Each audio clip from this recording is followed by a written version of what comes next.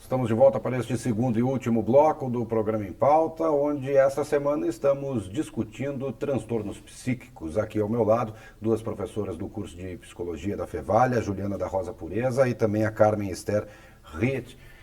Seguindo neste segundo bloco, falando um pouco sobre tratamentos, né? Na avaliação de vocês, claro, fora o atendimento psicológico ou do psiquiatra em alguma tipo de doença, algum tipo de transtorno, faltam ainda investimentos na parte de tratamento, na avaliação de vocês? A gente poderia ter um quadro clínico muito melhor do que a gente vive hoje no país? Sim, com certeza, né?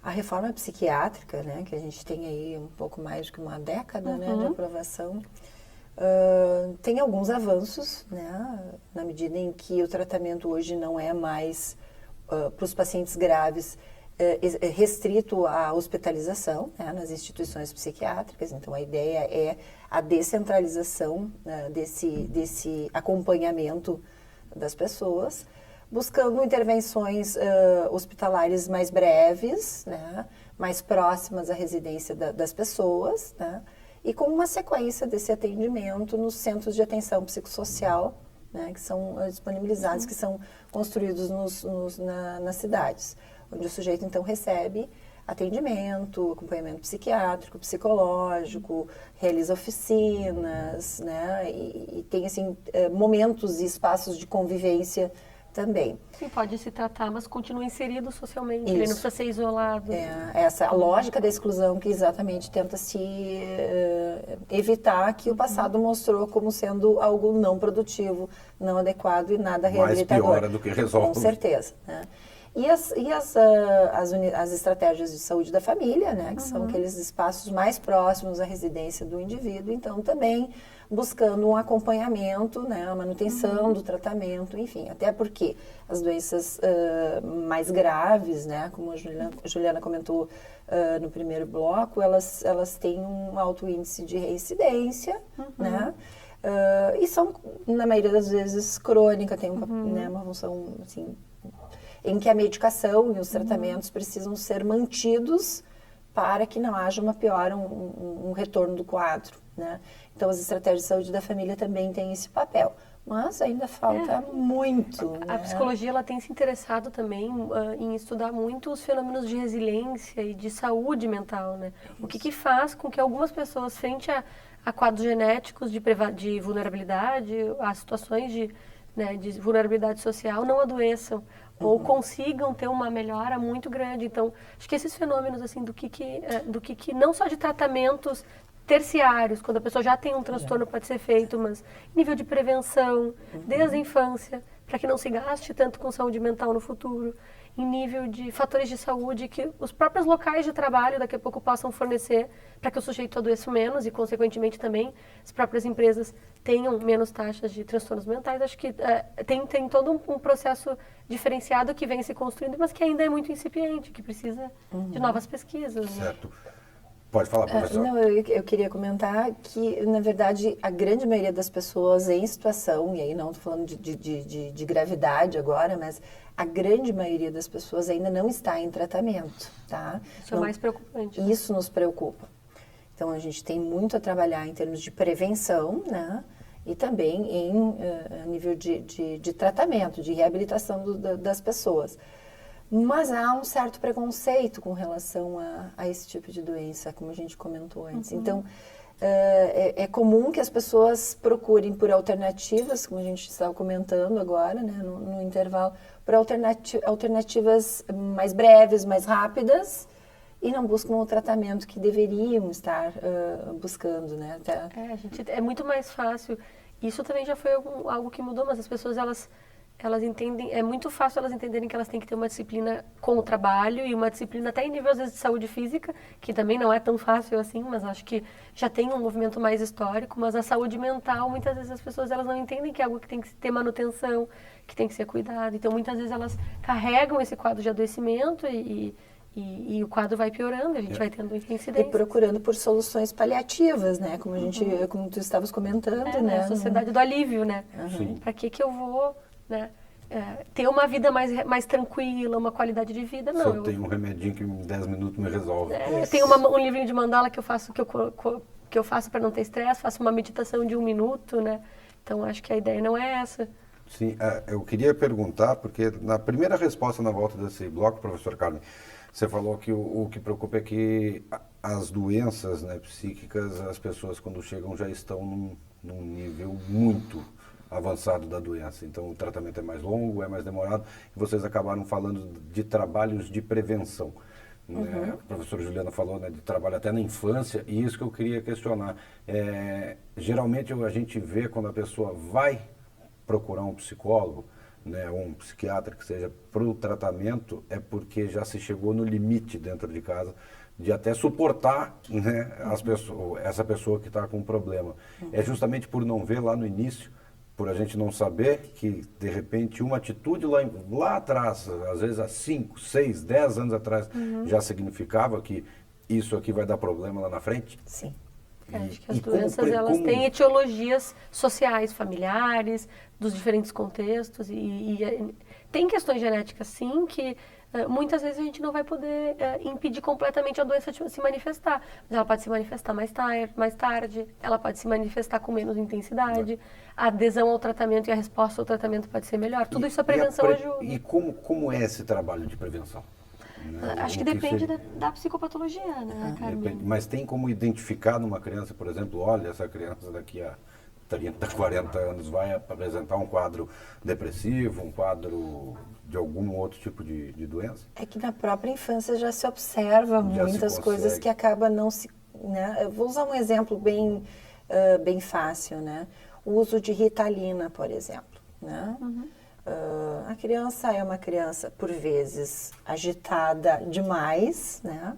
Mas o que é normal numa criança? Na compreensão, principalmente em alguma idade, né? na compreensão do que seja esse agitado demais, seja da escola, da família, né? Se entra com uma medicação, eu não estou dizendo que a medicação por vezes não é necessária, ela por vezes é necessária, mas a gente sabe que existe uma prescrição do uso de Ritalina completamente inadequado, né? Por vezes porque a família não se dá conta ou não suporta que é uma criança normal, brincalhona, ativa, vou usar essa palavra, ativa, mas que no jeito que na dinâmica da família naquele momento parece que a criança está destoante, e aí a criança é levada para uma investigação. Ou não se pensa que ali é uma criança, não é mais um adulto. Exatamente. E aí já se começa com um tratamento que é inadequado. Então, e normalmente os quadros psiquiátricos que se identificam na infância são os quadros que incomodam.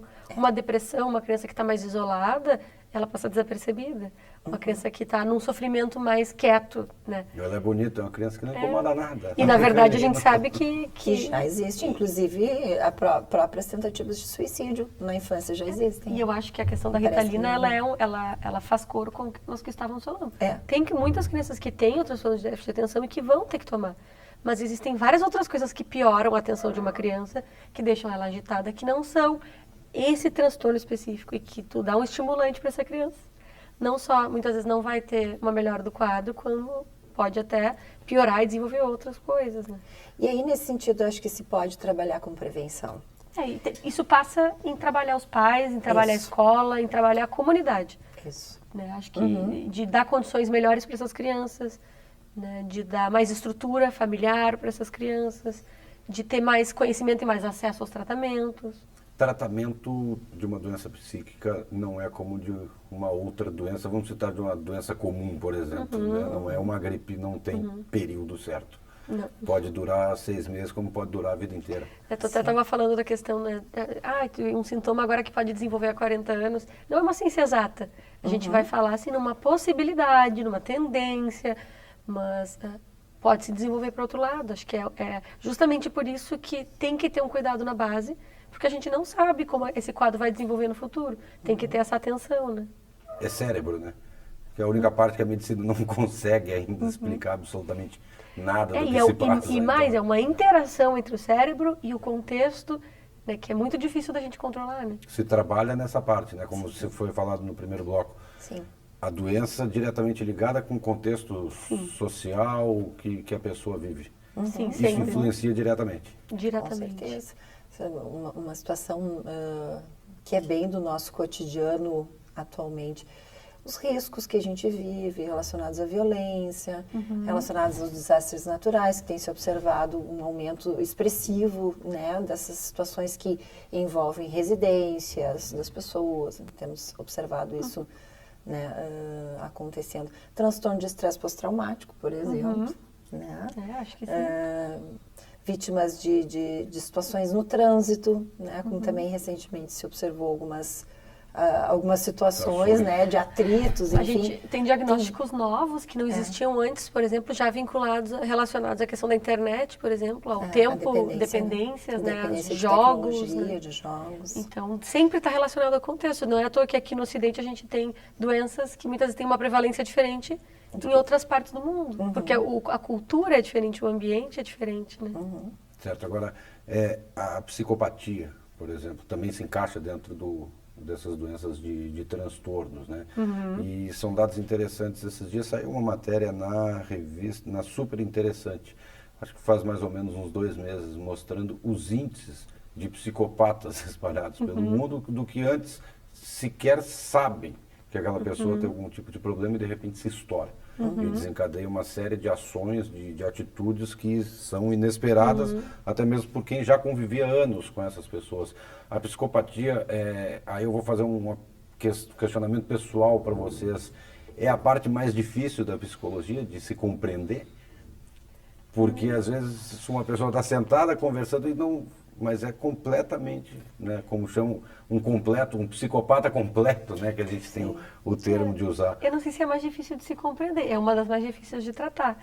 E até o diagnóstico, ele não é tão simples E assim. são vários tipos também, né? Sim. Não é um tipo só de... É que a psicopatia, ela faz parte de um quadro maior, que é a personalidade antissocial, que são aqueles quadros vinculados a uma baixa empatia, a uma frieza, a um não respeito das regras, né? Que dentre essas manifestações vai ter os quadros de psicopatia.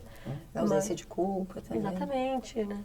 Certo? Voltando à questão de tratamento, na avaliação de vocês, o que seria o ideal hoje para que se pudesse, além, claro, dos trabalhos de prevenção, mas em termos de tratamento, né, quando se identifica um problema, né, o que seria o ideal? Qual é o acompanhamento ideal? Psicólogo e psiquiatra junto? Só o psicólogo, só o psiquiatra? A medicação, ela é necessária em todos os casos, não?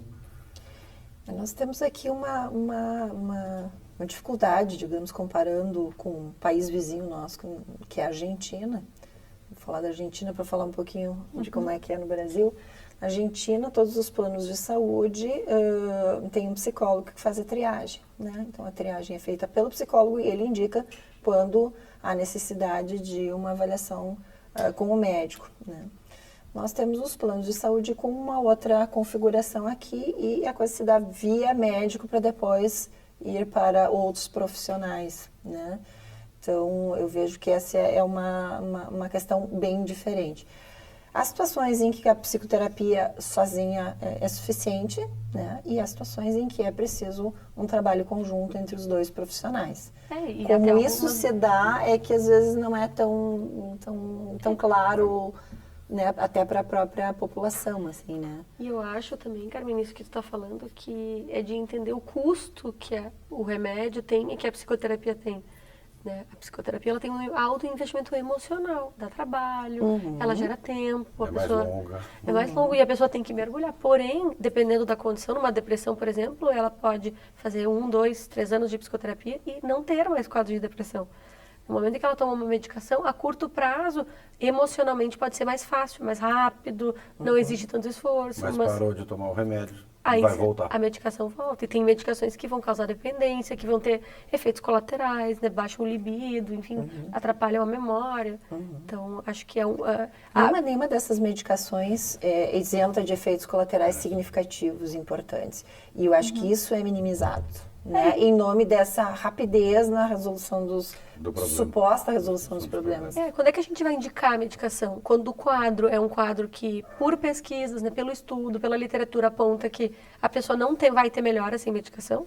transtorno de humor bipolar, por exemplo, é uma pessoa que vai ter que tomar medicação para não ter as ciclagens. A psicoterapia ela vai entrar como um apoio a isso, mas isso vai ser fundamental. Sim. Ou então, em casos onde não é obrigatório, que a pessoa ela está em sofrimento tão grande que vale, num primeiro momento, a entrada da medicação para até auxiliar a pessoa a engajar na terapia, para depois se retirar essa medicação. Né?